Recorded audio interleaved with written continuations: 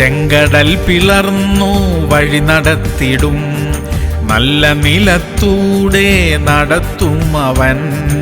എരിഹോവിൻ കോട്ടയെ തകർക്കും അവൻ, വൈരിയിന്മേൽ ജയം നൽകും അവൻ.